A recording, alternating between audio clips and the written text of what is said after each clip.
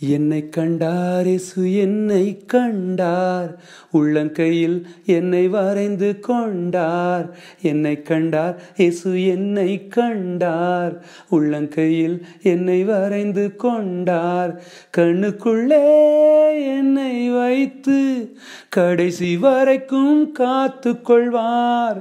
கண்ணுக்குள்ளே என்னை வைத்து கடைசி வரைக்கும் காத்து கொள்வார். இயேசு என் தேவன், இயேசு என் ஜீவன், இயேசுதான் எனக்கு எல்லாம் எல்லாம். இயேசு என் தேவன், இயேசு என் ஜீவன், இயேசுதான் எனக்கு எல்லாம் எல்லாம்.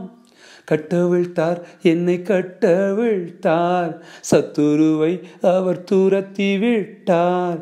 கட்டவிழ்த்தார் என்னை கட்டவிழ்த்தார், சத்துருவை அவர் துரத்தி விட்டார். பாவத்தையும் வியாதியையும் சாவினால் வென்று ஜெயம் கொடுத்தார். பாவத்தையும் வியாதியையும் சாவினால் வென்று ஜெயம் கொடுத்தார். இயேசு என் தேவன், இயேசு என் ஜீவன், இயேசுதான் எனக்கு எல்லாம் எல்லாம். இயேசு என் தேவன், இயேசு என் ஜீவன், இயேசுதான் எனக்கு எல்லாம் எல்லாம். ஆம் ஆம் ஆண்டவரே, நீரே எங்களுடைய தேவன், நீரே எங்களுடைய ஜீவன். S father. அப்பா, அந்த உலகத்திலே நாங்கள் ஆராதிப்பதற்கும் இந்த ஆராதனைக்கு பாத்திரரும் இருக்கிற எங்கள் தேவன் ஒருவரே தகப்பனே. இந்த உலகத்தில் நாங்கள் வாழும்படியாக, இந்த உலகத்தை நாங்கள் ஆளும்படியாக எங்களை அனுப்பினவர் நீர். ஆமாண்டவரே, இதற்கான சத்துவத்தை நீர் எங்களுக்கு தருகிறீர். எவரையும் மேன்மைப்படுத்தவும் எவரையும் பலப்படுத்தவும் உம்மாலே ஆகும். எஸ் லார்ட், உங்களால் கூடாது என்று ஒன்றுமில்லை, ஒன்றுமில்லை, ஒன்றுமில்லை. Yes father, yes lord. ஆம், உங்கள் பிள்ளைங்களை பிளஸ் பண்ணுறோம் ஆண்டவரே. Yes lord. நாங்கள் குறைகளை அனுபவிக்க பிறந்தவர்கள் அல்ல, குமாரனை அனுபவிக்க பிறந்தவர்கள் தகப்பனே. நாங்கள் கஷ்டங்களை அனுபவிக்க பிறந்தவர்கள் அல்ல, கர்த்தரை அனுபவிக்க பிறந்தவர்கள் ஆண்டவரே. உங்கள் பிள்ளைங்களை அப்படியே பிளஸ் பண்ணுறோம். Yes father, yes father. ஆம் பிரியமானவர்களே, இந்த கர்த்தரின் காதலில் உங்கள் ஒவ்வொருவரையும் சந்திப்பதிலே மிகுந்த மனமகிழ்ச்சி. போன மாதம் பிள்ளைகள் மாதிரி வாழ்ந்தீங்களா அப்படின்னு ஆண்டவர் உங்கள்கிட்ட கேட்குறார். பிள்ளைங்க மாதிரி ஆண்டிங்களா அப்படின்னு ஆண்டவர் கேட்குறார். இந்த மாதத்திற்கான தேவனுடைய வார்த்தை உங்களுக்கு என்னன்னு சொன்னால், இது மறுரூபமாகும் மார்ச்சாக உங்களுக்கு இருக்கும். அது அப்படின்னா அது டிரான்ஸ்ஃபர்மேஷன். உண்மையிலே அது மறுரூபமாகிற மார்ச்சாக இருக்கும் பிரியமானவர்களே. எதுலெல்லாம் அப்படின்னு கேட்டிங்கன்னா, உங்கள் வாழ்க்கையில் தேவனையா மறுரூபமாக்குறார் தெரியுமா? ஆண்டோடைய வார்த்தை இப்படி சொல்லுது பார்த்துக்கோங்க. அவர் தம்முடைய சாயலின் படியாகவும் தம்முடைய ரூபத்தின் படியாகவும் நம்மை உண்டாக்கினார் என்று. நம்ம அந்த ரூபத்தை ஆதாம் பாவம் செய்தது மூலமாக நம்ம அது மங்கி போய், அது அப்படியே மங்கி போயிடுச்சு அந்த ரூபம். அதனால தான் சொன்னார், அவர் நியாயத்திற்கு ஜெயம் கிடைக்கும் வர்ற வரைக்கும் நெறிந்த நாணலை முறியாதவர், மங்கி எறிகிற திரியை அவர் அணையாதவர் என்று. ஆதாம் அன்னைக்கு ஆவியில் உடனே மறித்து 930 வருஷம் இருந்து அவன் ஃபிசிக்கல் டெத்தையும் அடைகிறான். தேவன் அவனை நான் உன்னை எப்படா மண்ணுக்குள்ளே விடுவேன் அப்படிங்கிறாரு. வாய்ப்பே கிடையாது, வாய்ப்பே கிடையாது. ஏனென்றால் தன்னையே மனிதனுக்குள் வைத்தவர் அவரை மனிதனை எப்படி மண்ணுக்குள் விடுவார்? சான்ஸே கிடையாது. ஸோ அந்த ரூபம் இருக்குல்ல, அதை நாம் திரும்ப பெறணும்னு ஆண்டவர் விரும்புகிறாரு. அதுக்கு தான் ஆண்டவராக இயேசு கிறிஸ்து சொன்னார், நான் இழந்து போனதை என்ன பண்ண வந்தேன்? ரட்சிக்க வந்தேன், நான் காப்பாற்ற வந்தேன், ஜீவனை கொடுக்க வந்தேன், அந்த ஜீவன் பரிபூரணப்பட வந்தேன் இப்படி சொல்கிறாரு. திருடன் கொல்லவும் அழிக்கவும் வருகிறானே அன்றி வேறொன்றுக்கும் வரான், நானோ அவைகளுக்கு ஜீவன் உண்டாகவும் அந்த ஜீவன் பரிபூரணப்படவும் வந்தேன் என்று அவர் சொன்னார். யோவான் 10:10 எழுதப்பட்டிருக்கிறது. அவர் அப்படி சொல்கிறாரு. ஸோ இதற்கு தேவன் ஒன்று கொடுத்துட்டாரு, அதை நாம் எப்படி வாங்கி அனுபவிக்கிறோம்னு தெரியணும்ல. ஸோ தேவன் இந்த மறுரூபம் எதுக்கு ஆகுறோம்னா, தேவனுடைய ரூபத்தை தேவன் நமக்கு தந்திருக்கிறார். அதுக்காகத்தான் இன்னைக்கு அந்த வார்த்தை என்ன சொல்லுன்னா, ரோமர் 12:2, நீங்கள் இந்த பிரபஞ்சத்திற்கு ஒத்த வேஷம் தெரியாமல் தேவனுடைய நன்மையும் பிரியமும் பரிபூரணமுமான சித்தம் இன்னதென்று பகுத்தறியத்தக்கதாக உங்கள் மனம் புதிதாகிறதினாலே மறுரூபம் ஆகுங்கள். இந்த உலகத்துக்கு மாதிரி நீங்கள் ஒரு வேஷம், இந்த உலகம் ஒரு வேஷம் போட்டிருக்கு, அதை போடாதீங்க நீங்கள். ஏன்னா இந்த உலகம் பிரச்சனைக்கு தீர்வே இல்லைங்குது. இந்த உலகம், இந்த வாழ்க்கை இவ்வளவுதாங்குது. இந்த உலகம் கடவுள்னா இப்படிப்பட்டவர் தாங்குது. இந்த உலகம் நோய்க்கு மருந்து கிடையாதுங்குது. இந்த உலகம் தரித்திரம் இப்படி தான் இருக்குங்குது. எல்லாம் எவ்ரிதிங் இஸ் ஓகே அப்படிங்குது. இந்த உலகத்துக்கு ஒரு தெளிவு இல்லை, தனக்கு தெளிவு இல்லைங்கிற தெளிவு இந்த உலகத்துக்கு கிடையாது. ஆனால் நம்மளை ஆண்டவர் எதுக்கு கூப்பிட்டாரு தெரியுமா? தேவனுடைய நன்மையும் பிரியமும் பரிபூரணமான சித்தம். இதில் நன்மை இருக்குது பார்த்துக்கோங்க, தேவனுடைய நன்மை இருக்குது, தேவனுடைய பிரியம் இருக்குது, பரிபூரணமாக பெர்ஃபெக்ட் வில் என்னன்னு இருக்குது, இன்னதென்று பகுத்தறியத்தக்கதாக. அதை நீங்கள் பகுத்து அறியணும்னு ஆண்டவர் விரும்புகிறாரு. இது எப்படி புரிஞ்சுக்க முடியும் தெரியுமா? உங்கள் மனம் புதிதாகிறதினாலே மறுரூபம் ஆகுங்கள் என்று எழுதப்பட்டிருக்கிறது. இப்படி சொல்லுவாங்க, எண்ணம் போல வாழ்க்கை, மனசு நல்லா இருந்தால் வாழ்க்கை நல்லா இருக்கும், உன் மனசுக்கு நீ நல்லா இருப்பப்பா. இந்த மாதிரி மனம் சம்பந்தமாக நிறைய சொல்லுவாங்க. பிரியமானவர்களே, நம்முடைய மனம்தான் நம்முடைய வாழ்வினுடைய தன்மையை தீர்மானிக்கிறது. நாம் மனதினுடைய தன்மையை நாம் தீர்மானிக்கிறோம். நீங்கள் கேட்குறத குறித்து பார்க்குறத குறித்து கவனமாக இருங்கன்னு ஆண்டவர் சொல்கிறாரு. ஏன் இந்த வேத வாக்கியத்து கூடயும் தேவன் கூட அதிக நேரம் செலவு பண்ணணும் தெரியுமா? யாக்கோபில் போட்டிருக்கோம். வேதத்தை படிக்கும்போது, தேவனுடைய பிரசன்ஸில் இருக்கும்போது என்ன நடக்குது தெரியுமா? நமக்கான தேவனுடைய சித்தம் என்ன, நமக்கான தேவனுடைய பிரியம் என்ன, நமக்கான தேவனுடைய நன்மை என்ன, இது எல்லாத்தையும் வேத வாக்கியத்திலிருந்து நம்ம அறிந்து கொள்ளலாம். நன்மையான எந்த ஈவும் பூரணமான எந்த வரமும் பரத்திலிருந்து உண்டாகி ஜோதிகளின் பிதாவிடத்திலிருந்து இறங்கி வருகிறது என்று எழுதப்பட்டிருக்கிறதே. ஆம், அவர் நல்லோர் மேலும் தீயோர் மேலும் மழையை பெய்ய பண்ணுகிறார் என்று எழுதப்பட்டிருக்கிறதே. கர்த்தர் நல்லவர் என்பதை ருசித்து பாருங்கள், அவர் மீது நம்பிக்கையாய் இருக்கிற மனுஷன் பாக்கியவான் என்று எழுதப்பட்டிருக்கிறதே. தேவன் நன்மை செய்கிறவராக சுற்றி திரிந்தார் என்று அப்போஸ்தலரில் எழுதப்பட்டிருக்கிறதே.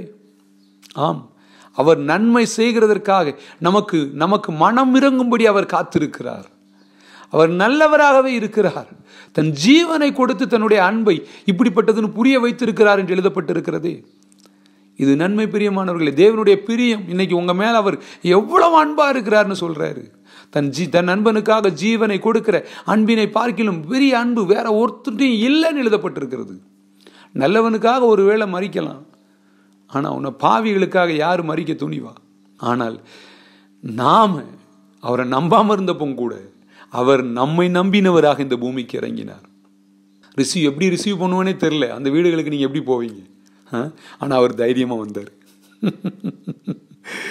தைரியமா வந்தார் இந்த உலகத்துக்கு. அவர் அப்படிப்பட்ட நல்லவர். அவர் அந்த ரூபத்தை நாம் அடைய வேண்டும் என்று விரும்புகிறார். அதுக்கு வழி என்னன்னு நீங்க பார்த்தீங்கன்னா, உங்க மனசு புதிதானா மட்டும்தான் மறுரூபமாகும். ஆவியில நீங்க எப்படி இருக்கிறீங்கன்னா, ஒருவன் கிறிஸ்துவுக்குள்ள இருந்தால் புது சிருஷ்டியா இருக்கிறீங்க. பழையவைகள் எல்லாம் ஒளிஞ்சு போச்சுது. இப்ப நீங்க புதுசா இருக்கிறீங்க. பழையவைகள்ட்ட ஒன்றும் கிடையாது. ஒரு புதுசா பிறந்த மனுஷன் எப்படி இருப்பான் அந்த மாதிரி இருக்கீங்க ஆவியில. ஆனா மனதுல அப்படி இல்லாத காரணத்தினால வாழ்க்கையில அப்படி பார்க்க முடிய மாட்டேங்குது. நம்ம வாழ்க்கையில ஒரு மறுரூபம் ஆகணும்னா மனசு புதுசாகணும். பிரியமானவர்களே, மனசு புதுசாகணும். ஆவியை புதுசாக்கிட்டார்ல, மனசு எப்படி புதுசாக்குறதுன்னா, இந்த தேவனுடைய வார்த்தையை ஆசையா கேளுங்க. நீங்க அதாவது நான் இப்போ ஆரம்பத்தில் சொன்னால, நீங்க கஷ்டத்தை அனுபவிக்கிறதுக்கு பிறந்தவங்க கிடையாது பிரியமானவர்களே. நீங்க கர்த்தரை அனுபவிக்க பிறந்தவர்கள். ஆமா, நீங்க குறையை அனுபவிக்க பிறந்தவங்க கிடையாது. நீங்க குமாரனை அனுபவிக்க பிறந்தவர்கள். தாவீது சொல்றான்ல, என் ஆத்துமா உண்மையிலே ஒரு மானானது நீரோடையை பார்த்து அது வாஞ்சித்து கதறுகிறது போல என் ஆத்துமா உம்மை நோக்கி வாஞ்சிக்கும் அப்படிங்கிறான். கர்த்தருடைய வேதத்திலே பிரியமாயிருந்து இரவும் பகலும் தியானிக்கிற மனுஷன் பாக்கியவான் என்று எழுதப்பட்டிருக்கிறது. உம்முடைய வார்த்தை என் கால்களுக்கு தீபமும் என் பாதைக்கு வெளிச்சமுமாய் இருக்கிறது என்று தாவீது சொன்னானே. உங்க வார்த்தை மட்டும் இல்லைன்னா என் துக்கத்திலே நான் அழிஞ்சு போயிருப்பேன்னு சொன்னானே. The word will become your passion. பிரியமானவர்களே, let word become your passion. Let word become your love. வார்த்தை உங்களுக்கு காதலாய் மாறட்டும் பிரியமானவர்களே. இப்படி மட்டும் நடந்துருச்சுன்னா உங்கள் வாழ்க்கையில் வர்ற வளர்ச்சியை யாரும் தடுக்க முடியாது, ஒருத்தர் கூட தடுக்க முடியாது. ஸோ உங்கள் வாழ்க்கை உங்கள் பொருளாதாரத்தில் ஒரு மறுரூபத்தை நீங்கள் பார்க்கணுன்னா, மறுரூபம்னு என்னென்னா நீங்கள் ரொம்ப பணக்காரா தான் உங்களை பற்றின தேவனுடைய ரூபம். சரியா? நீங்கள் ரொம்ப சுகவான், அதான் உங்களை பற்றின தேவனுடைய ரூபம். உங்களுக்கு இன்னைக்கு என்னால் என்னை மதிக்க முடியல, யாரும் என்னை மதிக்க மாட்டேங்கிறாங்க இப்படின்னு இருப்பீங்கன்னா ராஜாக்கள் உங்களை கனம் பண்ணுவாங்க. அதுதான் உங்களுடைய ரூபம். ஏன்னா ராஜாதி ராஜா உங்களை கனம் பண்ணியிருக்கிறாரு. தெரியுமா? உங்களை தேடி அவர் வந்திருக்காருங்க. அப்படின்னா உங்களை எவ்வளவு மதிச்சிருந்தா அவர் வந்திருப்பார். உங்களை தேடி அவர் வந்திருக்கிறார். அவர் உங்களை எவ்வளோ மதிச்சிருந்தா உங்களை தேடி வந்திருக்கிறாரு இல்லையா? ஸோ உயர்வு, சிறப்பு, சந்தோஷம், ஆரோக்கியம், இன்னும் குதூகலம், அன்பு, இரக்கம், தயாள குணம், உதவி செய்கிற குணம், இது எல்லாமே உங்களுடைய ரூபம் பார்த்துக்கோங்க. ஆனால் அந்த ரூபத்தை நீங்கள் பார்க்கணும். நீங்கள் பார்க்க பார்க்க பார்க்க பார்க்க தான் அதை நீங்கள் சுதந்திரிச்சுப்பீங்க. ஆபிரகாமுக்கு ஆண்டவர் அப்படி தான் சொன்னார். நீ உன்னை பார்த்து நீ என்ன பண்ணுற, எனக்கு குழந்தை இல்லையேன்னு யோசிக்கிற, ஆனால் உன்னை பற்றி நான் என்ன யோசிக்கிறேன்னு நீ யோசிக்கணும். அதுதான் மனசு புதுசாகிறது. மனசு புதுசாகிடுச்சுன்னா உங்கள் வாழ்க்கை புதுசாயிரும். உங்கள் உண்மையிலே சொல்கிறேன், உங்களுக்கு ட்ரெஸ்ஸு புதுசாயிரும், வீடு புதுசாயிரும், கார் புதுசாயிரும், இன்னும் உலகத்தில் இருக்கிற என்ன மெட்டீரியல் திங்ஸ் இருக்கோ எல்லாம் உங்கள் கையில் வரும். இதெல்லாம் இல்லைங்கிறதுக்காக மனதில் நீங்கள் சோர்ந்து போய் நிற்காதீங்க.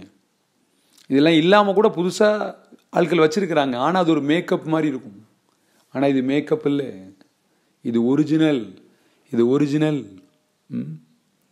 தேவன் உங்களை எப்படி பார்க்குறாரோ அந்த ரூபத்தை நீங்கள் பார்ப்பீங்கன்னா உங்கள் வாழ்க்கையில் மறுரூபம் தன்னால் இருக்கும். உங்களை தேவன் சம்பாதிக்க சொல்லலை, சுதந்திரிக்க கூப்பிட்டாரு. மனம் புதுசாகிறது மூலம்தான் மறுரூபம் நடக்கும். இந்த உலக சிஸ்டத்தை கூட கன்ஃபார்ம் பண்ணாதீங்க. உயர்வுக்கு இந்த உலகம் வேற ஒரு சிஸ்டத்தை வச்சுருக்குது, சுகத்துக்கு வேற ஒரு சிஸ்டத்தை வச்சுருக்குது, ஐஸ்வர்யத்துக்கு வேற ஒரு சிஸ்டத்தை வச்சுருக்குது, பொறுப்பு, பதவி, தலைமை, இந்த மாதிரி விஷயங்களுக்கு வேற சிஸ்டத்தை வச்சுருக்குது. இந்த சிஸ்டம் தேவனுடைய சிஸ்டம் அல்ல. தேவனுடைய சிஸ்டம் வேற. அவர் சொல்கிறாரு, இந்த உலகத்திலேருந்து எதுவும் கற்றுக்காதீங்கிறாரு.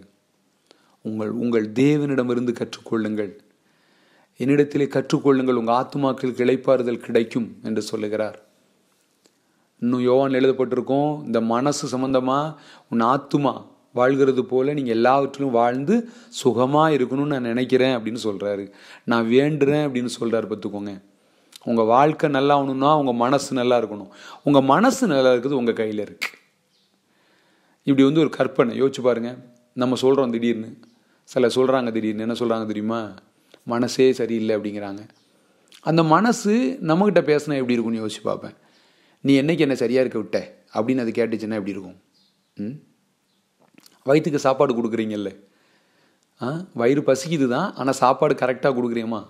ஏ எங்கே, வைட்டமின் டி எங்கே, வைட்டமின் சி எங்கே, இது எல்லாத்துக்கும் போஷாக்கான உணவு கிடைக்குதாலாம் கொடுக்குறோம். நான் கேட்குறேன், மனசுக்கு அப்படிப்பட்ட உணவை கொடுக்குறோமா? மனது உண்மையிலே அது அப்படிப்பட்ட அந்த உணவு தான் இந்த உணவு. பார்த்துக்கோங்க.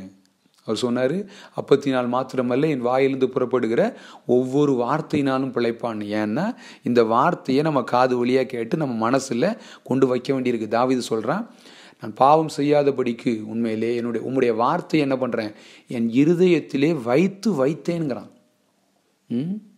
நிச்சயமா தேவனால் பிறந்த மனுஷன் தன்னை காக்குறான்னு போட்டிருக்கோம். எப்படி தெரியுமா? அவருடைய வார்த்தையின்படி நம்ம காத்துக்கிறது தான் அவரை நம்ம காத்துக்கிறது. ஸோ இந்த மனசு அற்புதமான விஷயம். இந்த மாதம் முழுக்க உங்கள் மனசு புதுசாகிறதுனால உங்கள் வாழ்க்கை புதுசாகிறது நீங்கள் பார்ப்பீங்க. பிரியமானவர்களே, இந்த மனசை குறித்து நிறைய தெரிஞ்சுப்பீங்க. இருதயத்தின் நினைவுகள் எப்படி இருக்கிறதோ அவனும் அப்படியே இருக்கிறான்னு போட்டிருக்குது. நீங்கள் எதுவாக விரும்புகிறீங்களோ அதுவாக மாற முடியும்னு உங்களை அந்த உலகம் சொல்லுது. ஆனால் ஆண்டவர் சொல்கிறாரு, நீங்கள் அப்படி தான் இருக்கிறீங்கன்னு சொல்கிறாரு. அப்படி தான் இருக்கிறீங்கன்னு சொல்கிறாரு. பட்டணத்தை பிடிக்கிறவனை பார்க்கிலும் தன் மனதை அடக்குகிறவன் உத்தமன்னு போட்டிருக்கு. எல்லா காவலோடும் ஒரு இருதயத்தை காத்துக்கொள், அதிலிருந்து ஜீவ ஊற்று புறப்படும் எழுதப்பட்டிருக்கு. பார்த்துக்கோங்க. ஸோ இன்றைக்கி கூட ஆண்டவர் சொல்கிறாரு, உங்கள் வாழ்க்கையில் உள்ள மாற்றத்திற்கு நம்ம வெளியே எங்கேயாவது நடந்துச்சுன்னா மனசு மாறின்னு யோசிக்கிறோம். இன்னும் சொல்லப்போனால் மனசுக்கு அடிமை மாதிரியே யோசிக்கிறோம். அப்படி கிடையாது, மனசுக்கு அடிமை கிடையாது பிரியமானவர்களே.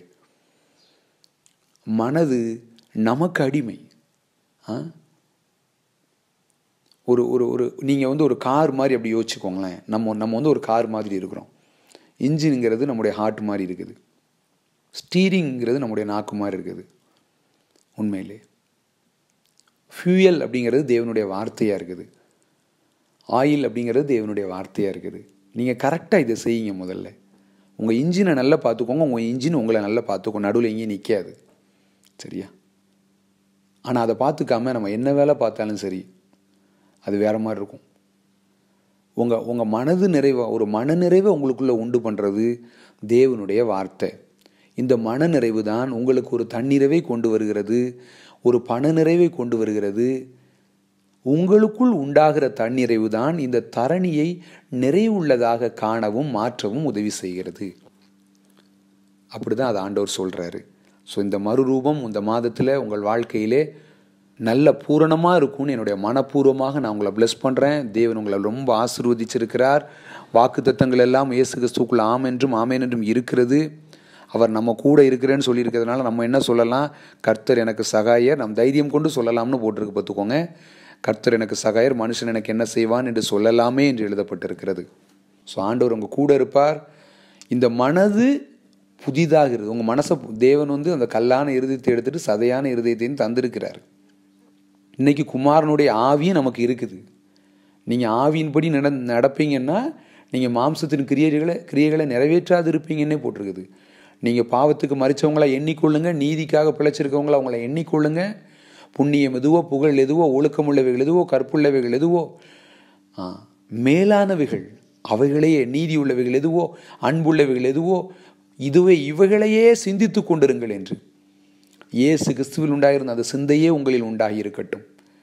அவருக்குள்ளே இருந்த சிந்தை என்னன்னு சொன்னால், எங்கள் அப்பா எனக்கு எல்லாத்தையும் செஞ்சுருக்கிறாரு, இந்த உலகத்தில் நான் நல்ல வாழணும்னு விரும்புகிறாரு, கண்டிப்பாக நான் நல்லா வாழ்வேன் அப்படிங்கிற நம்பிக்கை அவருக்கு உண்டு. அவர் அப்படி தான் சொல்லியிருக்கிறார். அந்த தேவன் இன்னைக்கு உங்கள் கூட என் கூட இருக்கிறார். ஒரு பொழுதும் கைவிட மாட்டார். அவர் சொன்னதை செய்கிற அளவுக்கும் அவர் நம்ம கூட இருப்பேன்னு வாக்கு பண்ணி இருக்கிறார். அவர் தான் சொல்கிறாரு, நீங்கள் இந்த பிரபஞ்சத்திற்கு ஒத்த வேஷம் தெரியாமல் தேவனுடைய நன்மையும் பிரியமும் பரிபூரணமான சித்தம், த பர்ஃபெக்ட் வில் இன்னதென்று பகுத்தறியத்தக்கதாக. நீங்கள் தேவனுடைய விஷயத்தை புரிஞ்சுக்கணுன்னாலே மனசு புதிதாகிறது மூலம்தான் புரிஞ்சிக்க முடியும். ஆவி தான் ஆல்ரெடி புதுசாக ஆயிடுச்சே. ஸோ அதனால் ஆவி புதுசானதுனால உங்கள் ஆத்துமா புதுசாகிறது எதில் இருக்குன்னா, தேவனுடைய வார்த்தையை பார்க்க அவருடைய ஆவியானவர் கூட சேர்ந்துக்க வேத வாக்கியங்கள் எல்லாம் புரிஞ்சு கொள்ளும்படி அவங்க இருதயத்தை பிரகாசப்படுத்துவார். ஒரு பிரகாசமுள்ள மனக்கண்களை நமக்கு தருவார் அவர். அப்படி தெரிஞ்சிக்க என்னென்னா தேவனுடைய சித்தம் என்னன்னு நமக்கு நல்லா தெரிய ஆரம்பிக்கும். தேவனுடைய சித்தம் என்னன்னு பகுத்தறிய ஆரம்பிப்போம். அப்படி அறிய ஆரம்பிக்க தேவன் நம்ம நல்லா இருக்கணும்னு விரும்புகிறாருங்க நமக்கு என்னைக்கு நல்லா புரிஞ்சிருச்சோ, இதுக்கு ஏத்தால ஒன்றும் நடக்காதுங்கிற நம்பிக்கை நமக்குள்ளே வரும். தைரியமாக முன்னேற ஆரம்பிப்போம். ஸோ தேவனுடைய சித்தம்னா வாட் இஸ் காட்ஸ் வில் அப்படின்னு கேட்டால், God's word is God's will. God's வேர்டுன்னு சொன்னால் அது the Lord and our saviour Jesus Christ. தேவனுடைய சித்தம் அப்படின்னு சொன்னால் தேவனுடைய வார்த்தை அப்படின்னு சொன்னால் ஆண்டவராகிய இயேசு கிறிஸ்து. அவர் நம்ம கூட இருக்கிறார். அவரை பற்றி வாழ்க்கையில் நிறைய தெரிஞ்சுக்கணும்னு அவர் விரும்புகிறார். அவர் நமக்கு வைத்திருக்கிற மொத்தத்தையும் நம்ம வாங்கி அனுபவிக்கணும்னு அவர் அளவு கடந்து நேசிக்கிறார், விரும்புகிறார். அதை அந்த தேவன் சொல்லுகிறார், அவர் என்றென்றைக்கும் உங்கள் கூட இருப்பார். ஒரு பொழுதும் அவர் விலக மாட்டார், உங்களை கைவிட மாட்டார். உங்கள் மனசு மறுரூபம் ஆகிறது மூலமாக அந்த வாழ்க்கையை நீங்கள் அனுபவிங்க. மீண்டும் சந்திப்போம் கர்த்தரின் காதலில். என்றும் அன்புடன் உங்கள் சிவகுமார். நன்றி. தேவனுடைய வார்த்தையை கனம் பண்ண விரும்புகிறவர்கள், விதைக்க விரும்புகிறவர்கள் விதைக்கலாம். இதோ முகவரி. இந்த கர்த்தரின் காதல் உங்களுக்கு பிடிச்சிருந்துச்சுன்னா, உங்களுக்கு பயனுள்ளதாக இருந்துச்சுன்னா உங்கள் நண்பர்களோடும் உறவுகளோடும் பகிர்ந்து கொள்ளுங்கள். சப்ஸ்கிரைப் பண்ணுங்கள். அந்த பக்கத்தில் இருக்க பெல் பட்டனை கிளிக் பண்ணிங்கன்னா எங்களுடைய அப்டேட்ஸ் உங்களுக்கு கண்டினியூஸாக வந்து கிடைக்கும். உங்களுடைய ஃபீட்பேக்ஸ் எங்களுக்கு சொல்லுங்கள். தேங்க்யூ.